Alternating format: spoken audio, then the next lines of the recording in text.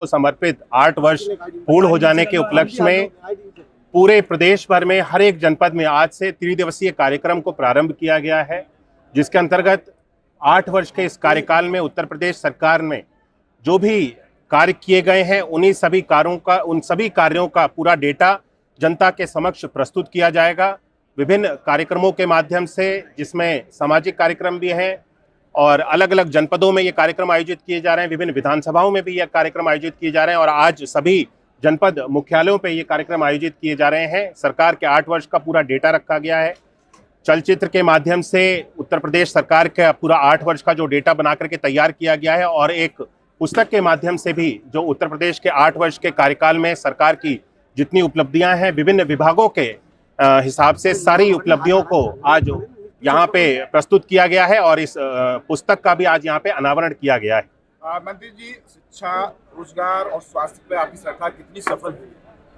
देखिए, ये तो आंकड़े अगर हम देखें, मेरे ख्याल से तो ये इन चीज़ों को हम ज़्यादा बेहतर आपके सामने रख पाएंगे। उत्तर प्रदेश में शिक्षा का स्तर कैसा था 2017 से पहले और 2017 से लेकर के 2025 तक शिक्षा के स्तर में कितना सुधार आया है, बच्चों के लिए जो व्यवस्था शिक्षा की उत्तर प्रदेश में थी उसको कितना सुदृढ़ किया गया है, ये सारे आंकड़े बताएंगे। आंकड़ों के हिसाब से अगर हम देखें तो उत्तर प्रदेश में अगर हम परिषदीय विद्यालयों की बात करें, बेसिक शिक्षा विभाग की बात करें, तो बेसिक शिक्षा विभाग के अंतर्गत जहां छात्रों की संख्या लगातार गिरती चली जा रही थी और बच्चों के लिए विद्यालय में कोई भी मूलभूत सुविधाएं सरकार के द्वारा 2017 से पहले उपलब्ध नहीं कराई जाती थी, आज 2017 से 8 वर्ष के कार्यकाल में सभी मूलभूत सुविधाओं को ऑपरेशन कायाकल्प के माध्यम से हर एक बच्चे तक उपलब्ध कराया गया।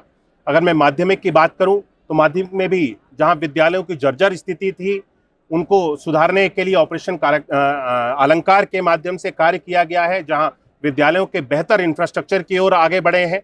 और बेसिक की अगर दोबारा से मैं बात करूं तो बेसिक में हम परिषदीय विद्यालयों की जो कल्पना उत्तर प्रदेश सरकार ने सीएम मॉडल कंपोजिट स्कूल के रूप में और अटल आवासीय विद्यालय के रूप में जो कि श्रम विभाग के द्वारा कार्यरत हैं, इन इस विद्यालयों के रूप में जो हमारी कल्पना हम सब लोगों ने उत्तर प्रदेश सरकार और उत्तर प्रदेश की जनता के सामने उत्तर प्रदेश की सरकार ने रखी है, ये देख करके साफ लगता है कि उत्तर प्रदेश हमारे युवाओं के लिए, भविष्य के लिए पूरी तरह से संकल्पित है। हमारी सरकार उनकी भविष्य के लिए पूरी तरह से सुनियोजित ढंग से कार्य कर रही है और बच्चों को इस आने वाले डिजिटल युग के लिए, क्योंकि जब हम विकसित भारत की कल्पना करते हैं तो नई पीढ़ी का उसमें सबसे ज्यादा योगदान होता है। उनको सशक्त और स्वयं के पैरों पर खड़ा करने के लिए उत्तर प्रदेश सरकार हर एक कदम उठा रही है।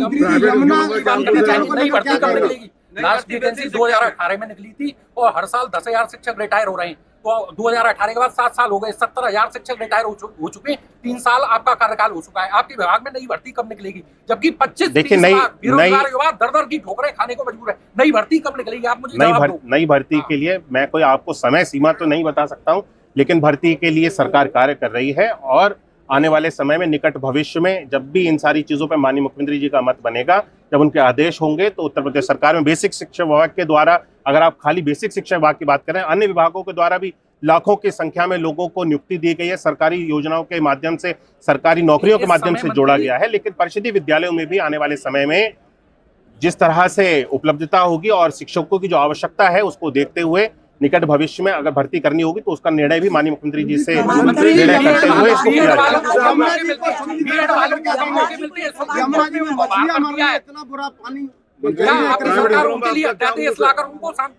देखिए, यमुना की आप जहां तक बात करते हैं तो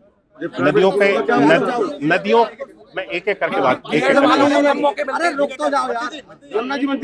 देखिए, नदियों के और पर्यावरण के संरक्षण के लिए जिस तरह से उत्तर प्रदेश सरकार और केंद्र सरकार कार्य कर रही है, यमुना की जहां तक आपने बात करी, यमुना की सफाई का भी जो कार्य है बहुत तेजी से प्रारंभ हो चुका है। यमुना की सफाई का बीड़ा उत्तर प्रदेश के साथ साथ दिल्ली की सरकार ने भी और केंद्र की सरकार ने भी इस बीड़े को उठा रखा है कि हमारी जितनी भी नदियां हैं जिनके प्रति हमारी आस्था आज से नहीं, उत्तर प्रदेश ही नहीं, इस देश के और पूरे विश्व में रहने वाले सनातन धर्म से जुड़े हुए हर एक व्यक्ति की आस्था हमारे देश में रहने वाली नदियों के प्रति है, माँ गंगा के प्रति है, माँ यमुना के प्रति है और भी जितनी भी अन्य भारत देश में नदियां हैं सभी के प्रति है। उनके संरक्षण के लिए, उनको वापस स्वच्छ बनाने के लिए बहुत तेजी से कार्य किया जा रहा है और मैं आपको विश्वास दिलाता हूँ। आपने एक शब्द कहा था मंच से कि हमारे प्रदेश के अंदर हर जिले के अंदर सरकारी मेडिकल कॉलेज खुल चुकी है। यहाँ डॉक्टर बताइए, सरकारी मेडिकल कॉलेज है हर प्रदेश के हर जिले में? देखिए, हर प्रदेश, आपने बोला, मैंने बताया आपको, हर प्रदेश की कार्य योजना है। प्रदेश के अगर बना नहीं है तो बनने के लिए तैयार है, जिसकी कार्य योजना चल रही है। सरकारी मेडिकल कॉलेज की बात हर कर, जिले के अंदर।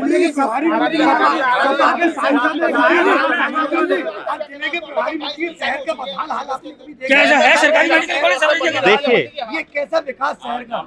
जाम शहर में लगा रहता है, शहर के आज तक कोई प्लान इन सारी चीजों को लेकर के देखिए, सुनियोजित ढंग से कोई सारी व्यवस्थाओं को एक दिन में पूरा नहीं किया जा सकता है। आप जाम की अगर व्यवस्था की बात करते हैं तो इन सारी चीजों को रातों रात सड़कों को चौड़ा नहीं किया जा सकता है और जाम को समाप्त भी नहीं किया जा सकता है।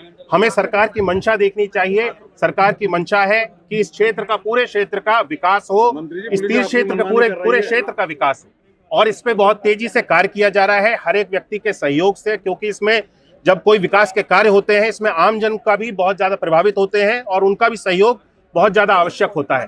मेरा सभी लोगों से अनुरोध है कि हम सरकार इस क्षेत्र के, मथुरा क्षेत्र के, इस पूरे तीर क्षेत्र के विकास के लिए एक पूरी योजना बना करके तैयार कर दी गई है और उसको लागू भी समयबद्ध, चरणबद्ध तरीके से किया जा रहा है। आने वाले समय में मैं आप सब लोगों को आश्वस्त करना चाहता हूं कि इस तरह की कोई भी व्यवस्था देखने को नहीं मिलेगी। प्राइवेट स्कूलों में मोनोपोली है कि जो बुक जहाँ से मिलेगी वहीं से मिलेगी।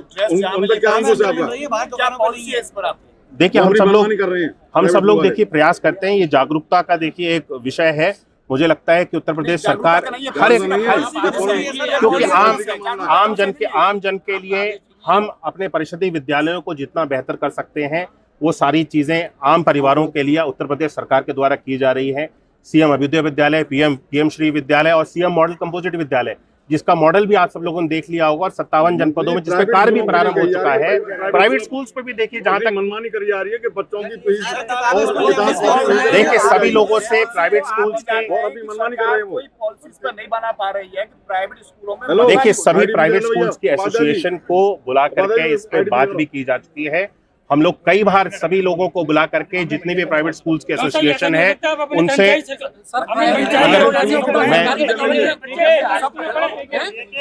प्राइवेट स्कूलों जैसी सुविधा सरकारी में क्यों नहीं है? मैं वही कह रहा हूँ आपसे, मैं उत्तर दे दूं, आपकी बात का उत्तर दे दूं। मंत्री जी, सपा के सांसद ने आपने अभी कहा था कि उत्तर प्रदेश में सभी से जो जितनी भी विद्यालय उनकी व्यवस्था ध्वस्त कर दी गई है, लेकिन विलोक चुनाव के अंदर पूरा गांव में प्राथमिक विद्यालय में आज भी 2 साल से करीब बच्चे, चाहे धूप हो, चाहे बरसात हो, चाहे सर्दी हो, एक पेड़ के नीचे पढ़ रहे हैं। उसको लेकर के क्या कहेंगे? पूरी छत गिरी हुई है उस विद्यालय की। मैं उस विद्यालय को, अगर आपने किसी विशेष विद्यालय का जिक्र किया है, मैं उसको नोट कर लेता हूं और दिखवा लूंगा। मैंने 2 साल पहले मैं आपको आश्वासन देता हूं कि बहुत जल्द जिस विद्यालय का आपने जिक्र किया है वहां पे सभी सुविधाओं को उपलब्ध करा दिया जाएगा। मंत्री, सपा सांसद ने राणा सांगा को लेकर के जो बयान दिया उसको लेकर आया है। किस चीज को? राणा सांगा को लेकर